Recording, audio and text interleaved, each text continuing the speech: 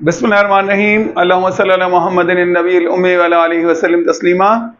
अस्सलाम वालेकुम dear viewers, आज हम करने जा रहे हैं एक वो मटेरियल फाइंड आउट हमने करना है which is the basic building block of electronics. पूरी की पूरी electronics, computer science, even artificial intelligence, IoT, सबका जो बेसिक बिल्डिंग ब्लॉक है, मोबाइल फोन्स, स्मार्टफोन्स, वो कौन सा मटेरियल है। एक चीज हम फिजिक्स में पढ़ते हैं कि हमारे पास चार तरह के मटेरियल्स होते हैं। कौन कौन से हैं? इंसुलेटर है, कंडक्टर है, सेमीकंडक्टर है और सुपर कंडक्टर है। तो इसमें से जो सेमीकंडक्टर है वो है बेसिक बिल्डिंग ब्लॉक पूरी की पूरी इलेक्ट्रॉनिक्स का। Semiconductors are those materials whose conductivity lies between that of conductors and insulators। ये वो हैं जिनकी कंडक्टिविटी इंसुलेटर और कंडक्टर के दरमियान में होती है। अब क्यों होती है? सबसे पहली चीज जो हमें ये समझनी पड़ेगी वो क्या है, वो ये है कि इंसुलेटर और कंडक्टर या सेमीकंडक्टर या सुपर कंडक्टर, जितने भी मटेरियल्स हैं, जितने भी एटम्स हैं, उन सब की सबसे पहला जो उनका मकसद होता है, उनकी जो ख्वाहिश होती है, वो होती है टू गेट स्टेबिलिटी। अब स्टेबिलिटी कैसे हासिल होती है? स्टेबिलिटी हासिल होने का मतलब क्या है? स्टेबिलिटी हासिल होने का मतलब यह है कि हम ये जानते हैं कि हमारे मुख्तलिफ जो एलिमेंट्स हैं उनके आउटर शेल्स के अंदर नंबर ऑफ इलेक्ट्रॉन्स मुख्तलिफ होता है। मिसाल के तौर पे जब आप बात करते हैं हाइड्रोजन की, तो हाइड्रोजन में एक इलेक्ट्रॉन है और आउटर शेल में। जब आप इससे आगे चले जाते हैं हीलियम में, तो हीलियम जो है उसमें दो इलेक्ट्रॉन्स हैं।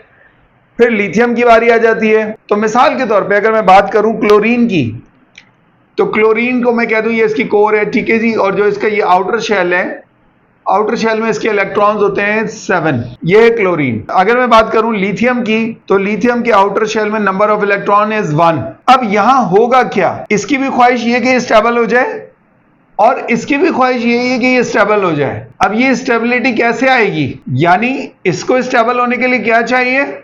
इसके पास यहां 7 इलेक्ट्रॉन, इसके पास है 1। इसको स्टेबल होना है तो ये एक छोड़ दे, ठीक है ना, एक इलेक्ट्रॉन लूज कर दे, एमिट आउट कर दे, तो इट विल बी स्टेबलाइज्ड। अगर क्लोरीन एक इलेक्ट्रॉन गेन कर ले कहीं से तो स्टेबल हो जाएगा, 8 हो जाएंगे इसके आउटर शेल में।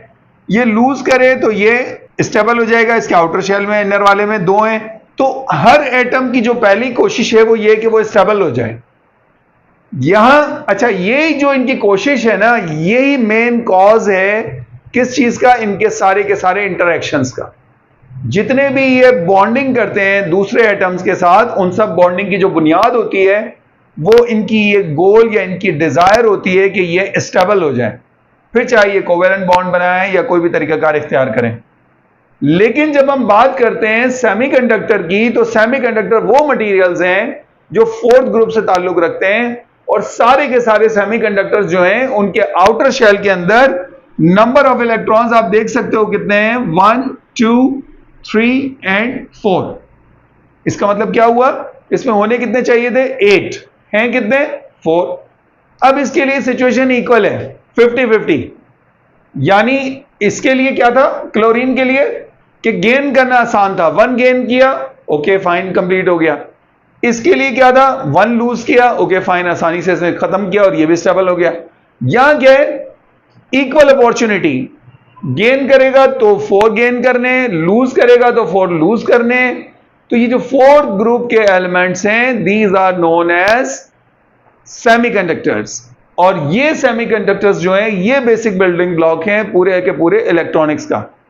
अब ये सेमीकंडक्टर इस स्टेट के अंदर इनकी जो कंडक्टिविटी होती है वो बहुत ही माइनर होती है, यानी बहुत कम तादाद में ये कंडक्ट करते हैं, बहुत कम अमाउंट ऑफ जो है ना करंट, उसको ये कंडक्ट करते हैं, और इनकी कंडक्टिविटी लाई करती है between that of insulator and conductor. अच्छा, मैंने आपको यह बताता चलूं साथ साथ कि अगर कोई एटम ऐसा है जिसके आउटर शेल के अंदर, अब जब ये इसने गेन कर लिया और इसका आउटर शेल कंप्लीट हो गया, तो अब ये क्या बन जाएगा? अब ये इंसुलेटर बन जाएगा, क्योंकि इसके पास फ्री इलेक्ट्रॉन नहीं है। ठीक है, after gaining an electron it will become insulator, after losing one electron it becomes insulator, before that these two were able to conduct. ये भी कंडक्ट कर सकता था, वो भी कंडक्ट कर सकता था।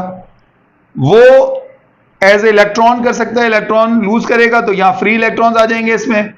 ये गेन करेगा, गेन करने से पहले इसके पास एक खाली जगह थी, इस खाली जगह को हम कहते हैं होल या वैकेंसी, तो ये इस बेसिस पे कंडक्ट करता। मगर यहां इक्वल अपॉर्चुनिटी है, तो इसलिए इसकी कंडक्टिविटी लाई कर रही है between that of insulator and conductor. अब इस सूरत हाल के अंदर, इस सिचुएशन में, ये हमारे लिए कोई बहुत ज्यादा फायदेमंद नहीं है। ये हमारे लिए फायदेमंद कब होगा?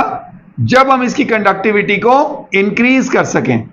और जब हम इसकी कंडक्टिविटी को इंक्रीज कर देंगे तो फिर ये क्या हो जाएगा, फिर ये हमारे लिए हेल्पफुल होगा और इसको हम अपने इलेक्ट्रॉनिक्स के कंपोनेंट्स बनाने के लिए इस्तेमाल करेंगे। सेमीकंडक्टर्स की जो एग्जांपल हैं उसमें सिलिकॉन है, जर्मेनियम है, गैलियम आर्सेनाइड है, ये सारे के सारे, और इसके अलावा भी सेमीकंडक्टर्स होते हैं।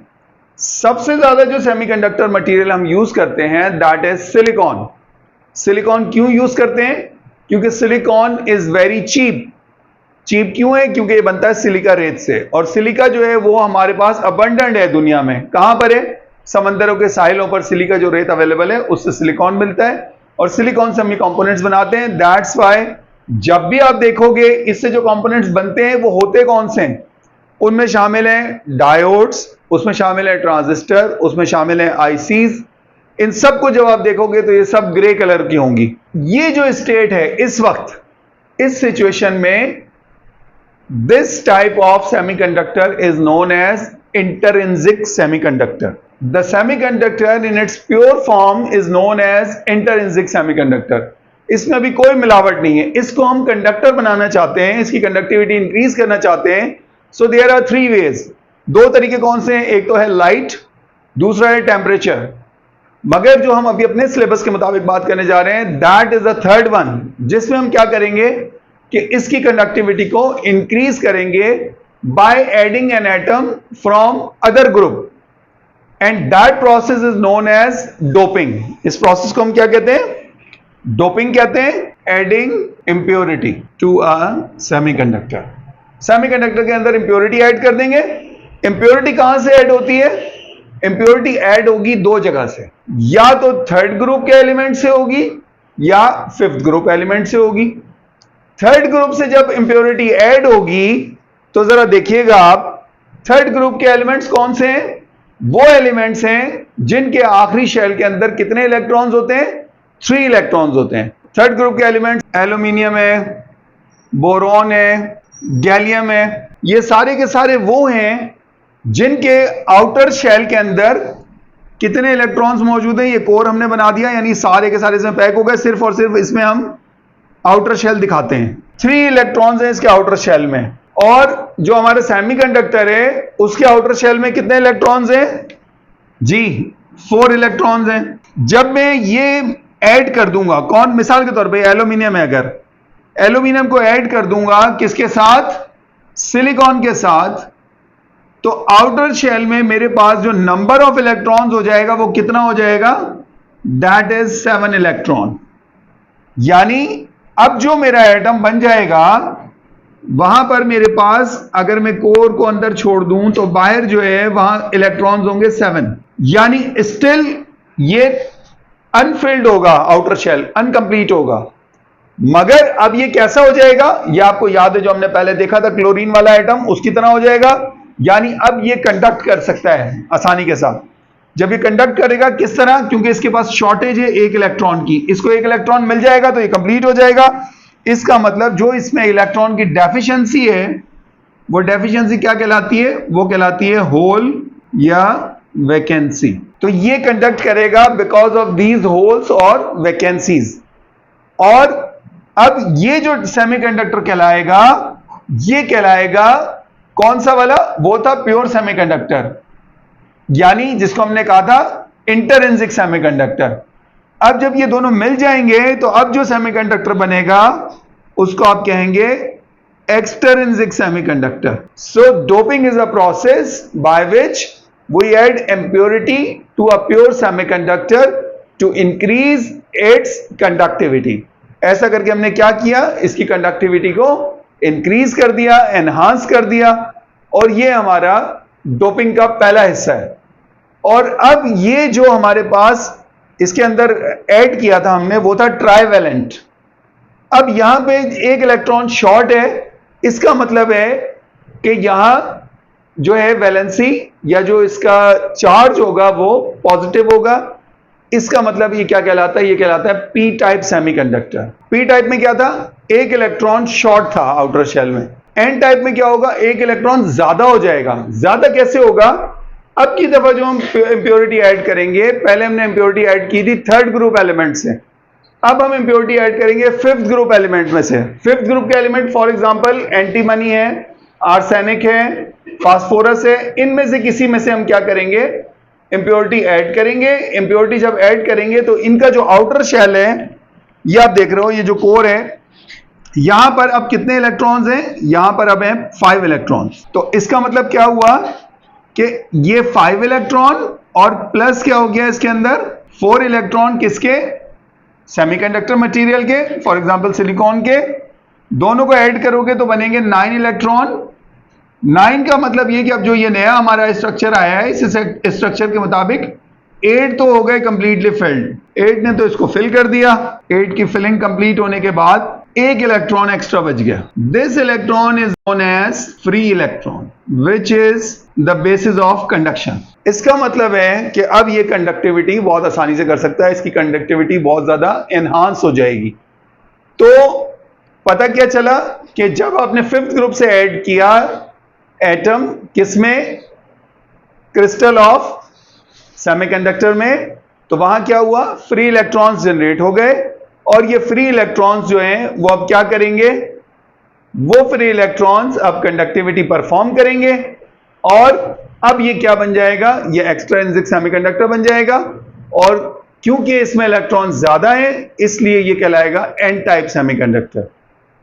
सो एक हो गया पी टाइप जिसमें एक इलेक्ट्रॉन शॉर्ट था आउटर शेल में, एक हो गया एन टाइप जिसमें एक इलेक्ट्रॉन एक्सेस है।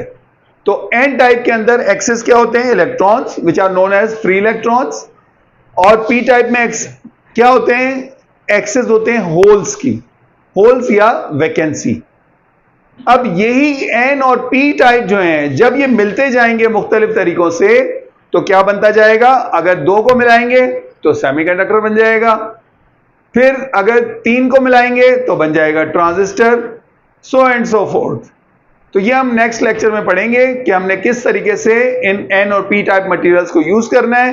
बहरहाल अब तक हमने ये सीख लिया कि सेमीकंडक्टर क्या होता है, उसको एन टाइप कैसे बनाते हैं, पी टाइप कैसे बनाते हैं। सेमीकंडक्टर प्योर फॉर्म में हमारे किसी भी काम का नहीं होता, ये ध्यान में रखने वाली चीज है। अमूमन सारी चीजें हमारे पास प्योर फॉर्म में फायदेमंद होती हैं, लेकिन सेमीकंडक्टर हमारे पास प्योर फॉर्म में फायदेमंद नहीं होता। बिल्कुल उसी तरह जैसे गोल्ड की अगर आप ज्वेलरी बनाना चाहते हो, तो गोल्ड की ज्वेलरी प्योर फॉर्म में नहीं बनती 24 कैरेट में, आपको उसमें मिक्सिंग करनी पड़ती है सम इम्प्योरिटी की, और उसके बाद फिर वो इस काबिल होता है कि वो आपको हेल्पफुल हो, आपके लिए यूजफुल हो, आप उससे अपने ऑर्नामेंट्स बना सकें। Thank you so much. फिर इंशाल्लाह नेक्स्ट लेक्चर में मिलते हैं। टेक केयर, अल्लाह हाफिज।